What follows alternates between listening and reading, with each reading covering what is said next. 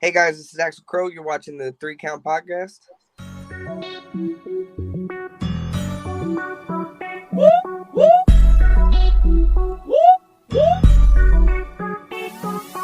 I'm in fashion, roll with cold passion. Welcome everybody to another great edition of the Three Count Podcast presents Now Entering, and I'm your host Clifford Red Dog Miller, the man that leads you up that mountain called wrestling.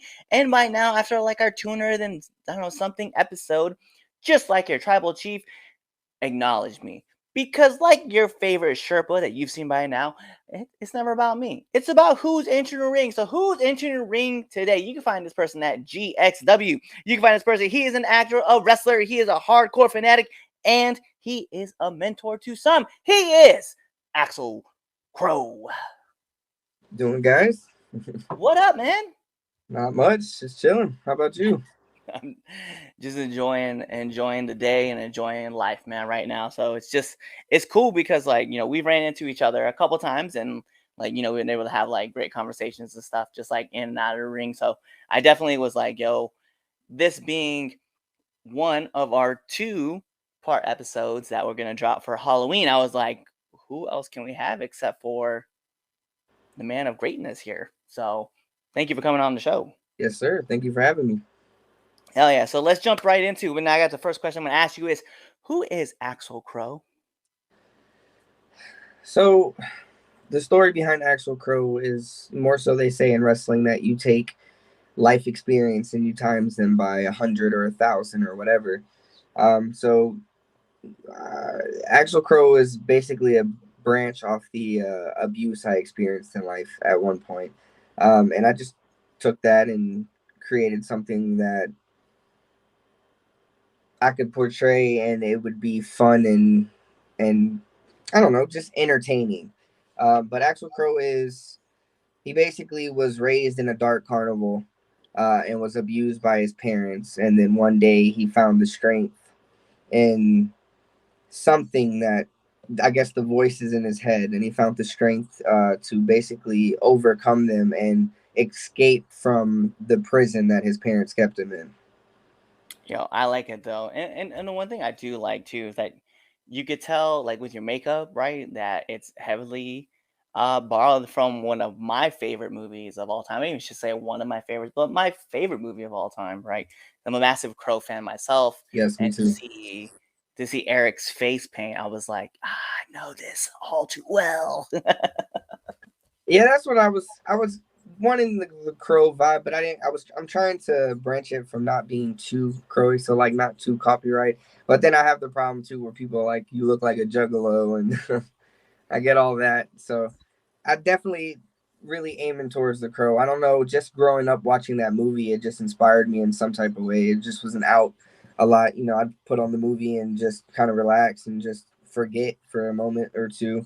And so when I was discovering the face paint, I just thought I'd give it a try, and it just kind of fit with everything. Obviously, a little more gory and bloody, but Yeah, I think it's something about like that movie that like when people sit down to actually watch it and kind of vibe with it, they learn a lot about like not just like the movie itself or like even just Eric as a character, but they learn a lot like with themselves because they kind of see themselves like in some aspect of like especially with the trauma, right? And that like yeah, you said, like you had experienced some trauma, you kind of tend to relate to like where everybody's at, right? Whether you're chilling out with fun boy, on the bed, like getting high, or you're you know your T Hawk, and you're just a sucker for gas, right? So it's just like you see like all the aspects of everybody, and you kind of relate to one of the characters, even though, let's be real, like Eric is a good guy in it, but yet somehow you find yourself like always wanting to be like fire it up,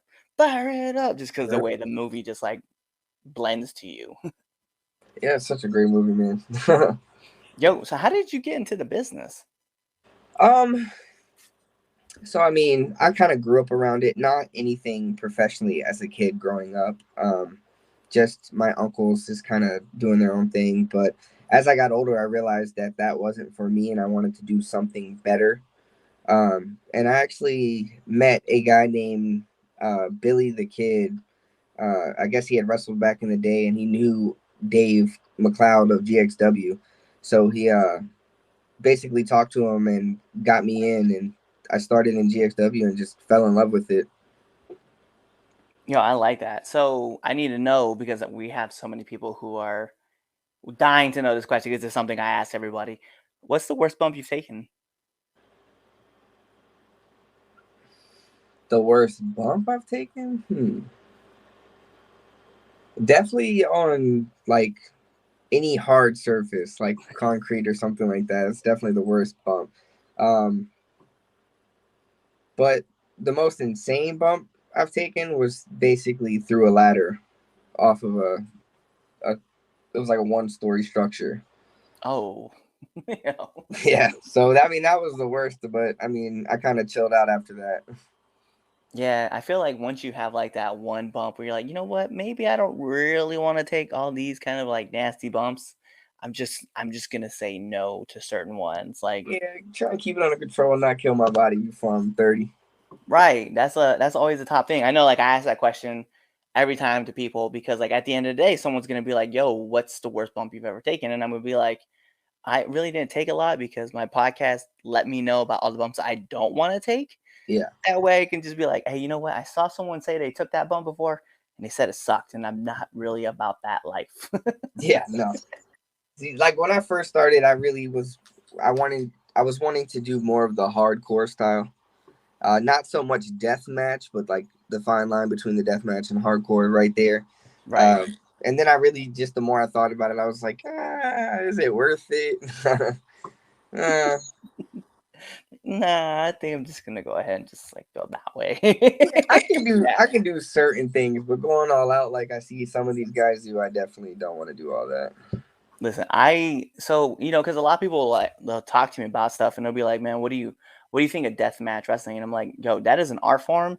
It's not my art form, No. but that is definitely an art form that you got to pay attention to because I'm like, there's like I don't want to say there's like this weird artistic vibe that when you watch someone like Nick Cage bust out a pizza cutter and just like runs it over somebody's face, or like the way that they hit with their with light tubes, or like the stories that are being told. Like I know some people are like, there's no stories, just guys beating each other with yeah, cool.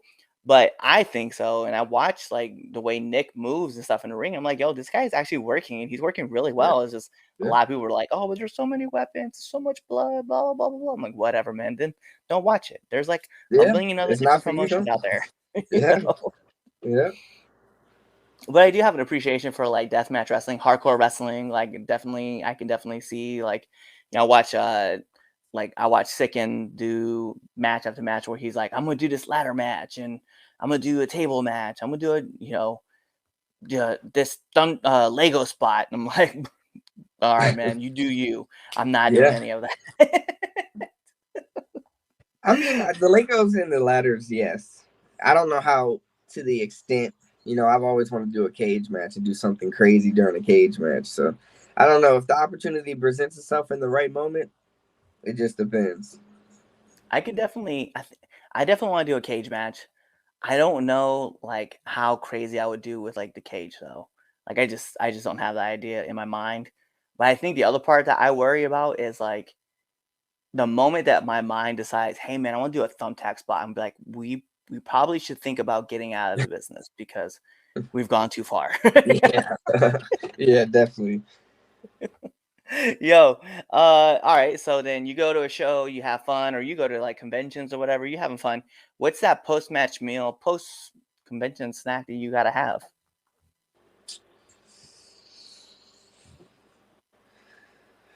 Um, an orange for real. Not really a meal, just something a little, citrusy, just to kind of get me going. But as far as a full meal is concerned, it just depends on the day and where I'm at. I Mm, don't have anything in particular that I would choose. that makes sense. I mean, like, I know for me, like, I love like getting stuff from like I like getting a chicken sandwich. I don't really care where it's from, whether it's like Wawa's or Rofo or we're even talking about Sheets, right? I just want a chicken sandwich because, like, I don't know. I feel like it's heavy enough to where it's gonna last me whenever I'm going back home. but it's light enough that I'm just like, I don't feel like complete garbage afterwards. Although I do know somebody who's like, we have to get Wendy's every single time we leave this one place. And I'm like, I like Wendy's, and sometimes their food is delicious, but I'm like, God bless, man. Every single time we have to go to Wendy's. Yo, I like the variety. I like to switch it up. Yeah, I was like, I think for me, my pre-match ritual is like I have a pack of gummy bears. They're always in my bag, like always in my bag, and all the other wrestlers that go to different promotions that know me know I have them. So they're always asking for like, yo, let me give me some gummy bears. Let me get some gummy bears. Let me do this. Let me do, and they know I have them. So it's like my pre-match ritual is like I'm always like smacking on like, I don't know, handful of gummy bears before any show, because I'm just like I'm always getting nervous. So I'm like, let me control my anxiety and like that nervous eating feeling gummy bears. Yeah, it gets my mind off of it. Yeah. Hey, but let me ask you, what's one of the hardest lessons that you've had to learn in the business? When I first started out, I expected everybody to kind of just like me. And I mean, I learned the hard way also, not to wear your heart on your sleeves. Don't take everything personal. Just, and that was the hardest thing for me. I thought everybody was out to get me. But I mean, when I started GXW, I think I was 16 or 17 years old. So I was still young, but once I got past that, and then just kind of learning to, you can have an ego, but don't be too aggressive with it. Don't be an asshole about it. Just, keep everything right. It's just a bunch. I mean, like I said, when I started out as a kid, it was just hard getting in because all these adults around me and I'm just a kid, and it's like you're trying to impress everybody, but it's just not gonna happen. No, I like that though. It's like this expectation that like, hey, like, we're all in this together. We're all supposed to be one big team, and sometimes it just doesn't happen that way, right? Like not everybody's gonna like you. No one's actively gonna search out and put you under the wing and say, hey, yo, come with me, right? You just kind of have to like go around and like, and more or less what people always tell me is like you got to earn that respect. Like so when you show up to a new locker room or you go to talk to people, like you have to go out of your way to like meet them, talk to them, say what's up, and then like you'll earn their respect, and then you can start talking to them, like talking more about them, and then eventually at some point someone's gonna be like, "Hey, yo, stop doing that. Let me start taking care of you. Yeah. Let me smarten you up to the business, kid." That's like the one I hear all the time. Yo, but what kind of advice would you give to like up and coming wrestlers? Definitely stick with it. Don't just give up because you feel it's hard or you feel nobody is really on your side or anything like that. Just don't let little thoughts get in the way or control you, like get like achieving your dreams. Like go full forced for your dreams, and don't stop just because somebody said you can't do it. Yeah, I feel like that's something that a lot of people like. It was weird because we were talking about this the other day at my job, and I was at my shoot job that we were talking about. There's all these people out there who are looking to tear you down and to tell you that like, oh well, you really think you're gonna be able to do this? And then the reason why they're trying to put those limits on you is because they've put those limits on themselves. I feel like when I was growing up as a kid, like I would hear everybody talk about like I'm gonna be a football player, I'm gonna be a wrestler, I'm gonna be not really like a professional wrestler, but like an Olympic wrestler, or I'm gonna be in the NBA, or I'm playing in MLB, or I'm gonna do this, I'm gonna do that. And while things may change, right, in life, like you kind of like set yourself up, right? And I say that in the sense that there's gonna be people out there who have always dreamed about being like a cop, like there's no doubt about it, or a firefighter, or like an EMT, right, or a doctor, right? But there are some of those people who like I'm gonna be a pro athlete, and then like somewhere in there, like somebody told them, "Do you really think that you're gonna be the one that makes it?" And they're like, "Maybe I won't." And someone says, "Do think realistically," and then they're like, "Yeah, I'm gonna think realistic. I'll do this, and then I'll do that, and I'll go for this." And then you're like, why did you give up on the dream? Just because some dude told you that you weren't gonna make it. I was told by my friend, she's a teacher out in Indiana, She had a student. She had a student that was dressed up as it was career day, and you're supposed to show up as you wanted to, what you wanted to be when you grew up. Yeah. And this one kid showed up as a pro football player, and the teacher told him, "You should be more realistic in what you think what you're gonna be." Like, yo, this kid is like a third grader, and you're smashing his dreams already. Like, what? Yeah. Yeah. People are definitely like that. And it's hard. I mean, I guess it's real life, but at the end of the day, like you can do anything you want if you put your mind full, like all into it. Like, so I don't see. I mean, I guess I don't know. I don't think anybody should tell anybody that. I think everybody should support each other and help everybody achieve what they want instead of putting them down. Like I just recently was reading. There was a story. It's like 4 years ago. Actually, I'll talk about it. There was like a 63-year-old man who made a college football team as the kicker. Like, yo, he's 60 something years old. He's out on the football field. He's kicking football. It's like he made the team. I'm not saying he was the starter. Just saying he made the team. And that's the thing though. Like you're talking about, he's 60 something years old. My friend, a close friend of mine named Roman Roselle, he's the oldest collegiate wrestler, like out of Arizona State. Like he wrestled 1 year, and like he was he was a Green Beret, and then he got medically retired. He went into Arizona State, like they told him, hey, let's try to walk on the team. He walked on the team, became a mentor, and he had one wrestling match in a D1. Like, he's the oldest wrestler. Like, don't tell people they can't do something. Yeah, for real. Like, No, do whatever. Yeah. Now Roman's living his dream, being a pro wrestler too. So I was like, I just think people they just want to limit everybody else around them because they want to make sure that they feel good about themselves. Yeah. And I'm like, you gotta chill out. Like, encourage everybody to do whatever they gotta do. Yeah, even yourself. That's a big one too. Like, we're all our own harshest critics, and at the end of the day, like, sometimes you kind of need to do that. Just kind of make yourself eat some humble pie every once in a while. But other times, like, the problem is that you do it so often that it becomes like a scapegoat. Well, I would do this, but I know that I can't. Well, how do you know? Yeah, I beat myself up a lot. I'm trying to figure out how to battle that. But there's times where I'm like, I got this. I can do whatever I want. And then there's some days where I'm like, I don't know. I don't think this is gonna happen. Yeah. I feel like the problem, like, especially for me, like, I can be fully transparent with this, is that I know a lot of promoters because I bring a lot of people on the show, right? And I talk to them all the time. But I'm also afraid to go in their DMs and be like, hey man, like, what do you think about booking me? Or, hey, here, my name's Red Dog, this is who I am, blah, blah, blah, blah. And I'm afraid of getting into people's DMs because, like, I'm like, yo, they're gonna say no. Yeah. But you never know. Yeah. It's just taking that lead. Yeah, you got to be able to be like, hey man, like, just reach out, And I know, like, for me especially, I'm very, like, it's very funny to see myself be like, yeah, I won't approach you about me being on your show, but I'll approach you about being on my podcast. I'm like, it makes no sense. Like, I have a platform and I should definitely be utilizing it, and I don't. Yo, so seeing that you've been in the GXW locker room, I do need, because you are familiar with it, I need one do and one don't of the locker room.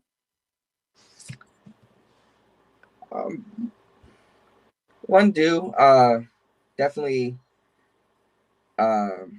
greet everybody and be nice and respect everybody. A don't would be just acting a fool in the locker room, doing whatever you want, just not respecting everybody around you, and just kind of being an ass. Yeah, you will be removed out of locker rooms for doing that. Yeah. Quick. Leave people's stuff alone. Don't touch anybody else's stuff. That's the craziest part, is just like, what? Like, unless you have permission from that person to, like, go in their bag, like, why would you ever want to do that? I don't know. I've seen people take people's, like, wrestling tape, their arm tape. It's like, what's the point, man? If you needed someone, you just ask. Yeah. Instead, you just went in there and took it, and then it makes no sense. I'm that guy that, like, I have wrist tape, like, on me, like, almost all the time, and all you got to do is just be like, hey, yo, can I borrow some wrist tape? I'm like, hell yeah. Like, Honestly, I don't wear wrist tape. I just have it because I know everybody else needs wrist tape. Like I'm just that guy. Yeah. Might a little backup too, just in case. Yeah, I was like, yo, just ask. That's it. It's simple. Like you don't gotta go in my bag. I'll just get it for you. It's okay. Unless they tell you exactly where it's at, then don't worry about it. But yo, all right, so let's get into the second best segment of the 3 Count podcast. Probably trying to figure out what the first is. It's that guy right there. It's the Red Dogs Power Rankings that you can sometimes find on our debate show. Recently, it hasn't been coming back because I just refuse to retire it, and Chaz is not winning this battle. Someday it'll come back. But this is the 3 Count podcast, 10 count questions. And Mr. Crow, this is how it works. I'm going to fire off 10 questions at you rapid fast.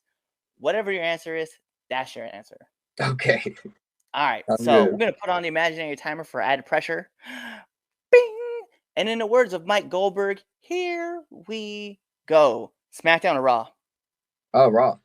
Favorite cartoon? Scooby-Doo. Android or Apple? Apple.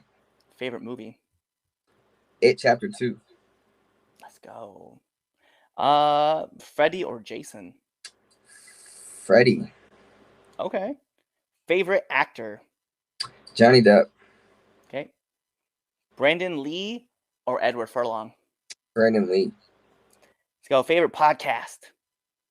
This one. That's right. It's not like we have this marketed everywhere for y'all to see. Nominate one person that you want to see on this podcast. Mason Martin. I love the Baltimore Beast. He has been on this podcast before, but we do got to bring him back for now entering 201. Definitely know that's got to be a thing. It will happen. Don't worry. You guys will see that. And then last but not least, my favorite question to ask every single person who comes on this show. Favorite curse word? Damn.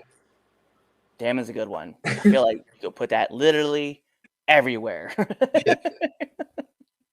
Yo, so that is all my questions I do have for you. But the last thing I have that I need you to do is let our listeners and our viewers know where they can find you.